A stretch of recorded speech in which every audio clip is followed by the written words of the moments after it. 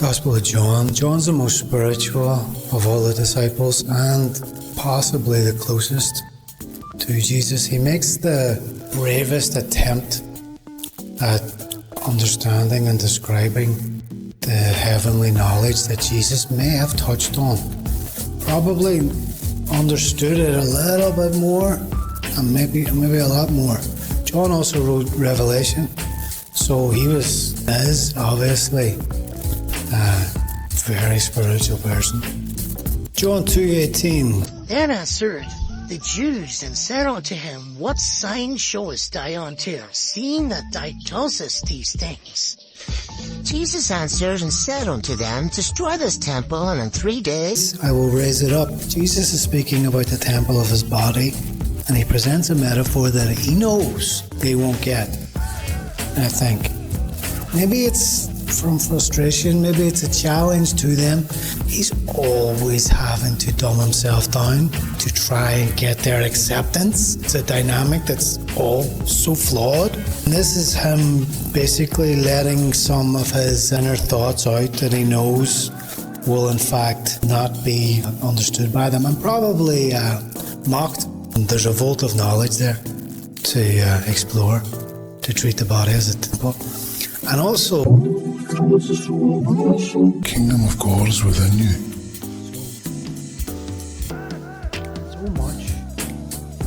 So much questions from that how, where, God can just flick the consciousness up and then we would grasp it. Wouldn't that be something? John 3:2. The same came to Jesus by night, and said unto him, Rabbi, we know that thou art a teacher come from God, for no man can do these miracles that thou doest, except God be with him. Jesus answered and said unto him, Verily, verily, I say unto you, except a man be born again, he cannot see the kingdom of God.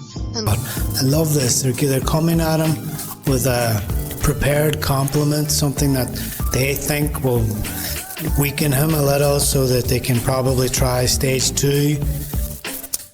And he just completely ignores it, completely doesn't even respond. He hits them back with a generality, I would say, a sweeping truism that cannot be argued against, you know. Or, well, it can be. I mean, they can question it, which they do.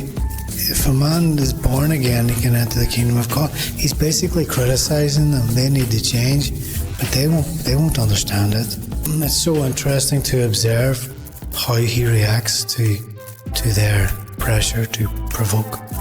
I love how he does it. And as a side note, the metaphor of rebirth may have been deliberately confusing so that he could further emphasize the difference between flesh and spirit. He maybe wanted to emphasize that. Can you close your eyes for a moment and imagine Jesus saying this to you? Marvel not that I said unto thee, Ye must be born again. The wind bloweth where it listeth, and thou hearest the sound thereof. Canst not tell whence it cometh, and whither it goeth. So is everyone that is born of the Spirit. I love how they separate the word everyone into everyone. Ever thought about that word being used that way? Probably that's where it comes from, I imagine. I feel language doesn't have an adequate vehicle for this point. That is more of a feeling, because if you're born of the Spirit, you blow like the wind. The Gospel of John dares to go into the spiritual aspects of understanding Jesus more than any other, and it's fascinating stuff. We have an amazing opportunity to tap into Jesus' spiritual teaching. Even just grasping it for a split second is a worthwhile pursuit. John 5:14. Afterward Jesus findeth him in the temple, and said unto him, Behold, thou art made whole, sin no more, lest a worse thing come unto thee. The man departed and told the Jews it was Jesus which has made him whole. The man departed and told the Jews it was Jesus that made him whole after he healed him. That's disappointing, right? I think the message here is if you're healed and connected to Jesus and to the Spirit, it's advisable to stay that way, to get your guard up, to batten down the hatches, to leave old habits and traits behind, people behind, move past, move forward, keep your focus on Him, and not do what this guy did, which was succumb to the pressure of the world, basically. I'm sure he didn't just run and tell them. There must have been some sort of a trap in there, but he still gave in to it, right? You know, and that's what can happen too. You can go through these big changes. If you've ever been in a retreat or something, you know, where you're separate from the world for 2 weeks, I imagine an experience like meeting Jesus would be something like that. It would be much better, but it would be a total renewing of your mind, and then suddenly you step back into the world again, and then your old habits come back, and you said something that's against your spirit, you said something that's against your experience, and you know, you start to get further away from the breakthrough and epiphanies that you had. So in order not to do that, it's good to, you know, keep yourself grounded and keep your focus on Him. And this is the best way to avoid the attack. Look, you watching? You ready for this one? Okay?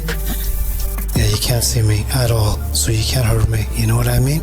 John 5:22. For the Father judgeth no man, but hath committed all judgment unto the Son. In the end, the role of judge is in fact Jesus. Jesus is justice. Sounds a bit similar. Jesus, justice. Justice for everyone. John 5:43. I am come in my Father's name, and you receive me not. If another shall come in my own name, him you will receive. But people reject Jesus, but they accept these guys. 44. How can you believe which receive honour of another, and seek not the honour that cometh from God only? Yeah, a lot of people who are in good standing in life because of their priorities and finding respect in the community and respect of other men will be in for a big surprise in the day of judgment, because they are not held in high esteem by God because of their titles. A lot of what they do and a lot of the things that they value Are in line with the Word. which is in opposition to Jesus, so you can't do both. 45. Do not think that I will accuse you to the Father. There is one that accuseth you, even Moses, in whom ye trust. Satan's the accuser. Jesus is the judge. Your life is the evidence. Satan even accused Moses. Satan even accused Moses. John 6:15. When Jesus therefore perceived that they were come and taken by force to make him a king, he departed again into a mountain himself alone. Jesus hates adulation. He runs or diverts. He goes another direction. He gets away. It's a disease. He does not want it. He either completely ignores it or abruptly departs from it. He wants nothing to do with it. He knows it to be the devil's playground, and it's just so above saying the please and the thank yous and the airs and graces anyway. He doesn't need to do that. Backstabbers and gossips, they go that extra mile to appear nice then, and it's really just a deflection from the fact that behind closed doors they're not like that at all. And good luck to them, I guess, and I hope they find a way out of it, because it's not a good way to live. It's not a good way to be. It's much better to be totally in your own. I'm not there, but Jesus is there. I'm talking about Him, and shout out to anybody walking the narrow path and spends a lot of time alone. Jesus does it too. He went to the mountains to do it this time, which is an activity in itself, you know, that you could do in a day that you don't really have much else on. When there's some spare time, you could just go to the mountains and pray. I mean, Jesus does it. Fast, go to the mountains, pray. I mean, why not? Jesus did it. Finding God needs alone time. It needs time spent alone. It's actually not alone time either, though, because you're communed with Him. But the world wants to stop you from doing it. The world wants to stop you from talking to God. So there's various pressures in society Not just the auntie and uncle asking when you're married and all that tough stuff. There's loads of examples in movies and TV where relationships are pushed. It's getting more open-minded about it now. It's hard work, but you can do it. It's better, I think personally, but that's me. Even when I was in a relationship, I would always say, I'm better being by myself, That's only because I like you. I think it's better to go on the narrow path, choose the narrow path. If you're not worried about what other people think, you have a lot more freedom. John 6:63. It is the Spirit that quickeneth, the flesh profiteth nothing. The words that I speak unto you, they are spirit and they are life. Jesus is trying to explain to us. He's trying to explain to us. And John is also trying to explain that the Spirit is a life and there's nothing gained from following the flesh. It's to be fought, and it's fought with the Spirit. The Spirit and the flesh are against each other. The Spirit is heavenly and gives life. Flesh is the world and will die. The Spirit grows, flesh withers. But there are some of you that believe not. John 7:4.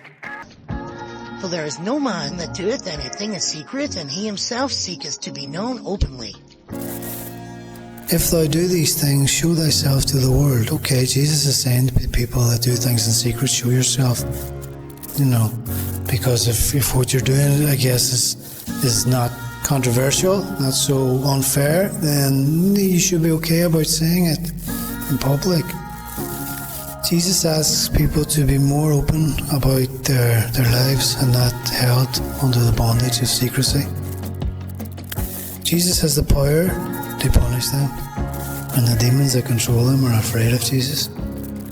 And Jesus is not afraid of anyone or anything. The world cannot hate you, but me it hateth, because I testify of it, that the works thereof are evil. And this is probably why Jesus is so unpopular, because people are so caught in the trappings of their secrets and their advantages and benefits. And for that reason and that reason alone, they dislike Jesus. Like he says, you can't have two masters. You can't follow him and mammon, money. If only they knew that what they're actually involved in is in fact a trap. If only they could grasp that for a second, even a split second, they might open the door, and then that could open another one. And stranger things have happened. But now would be the time to do it. A lot of signs for the end times. So react, get rid. You don't need that much stuff anyway. Materialism's heavy. It holds you back, holds you down. Don't need it. Walk free, walk light. You don't need to drive to the shop. You don't even need a car to do that. You can just walk. Oh, it's not cool. Well, it kind of is, because if you've ever been on crutches, it's not really a nice feeling. But, if you say so, take your car and spend half an hour getting the parking spot. Yeah, really? If that's what you consider cool, then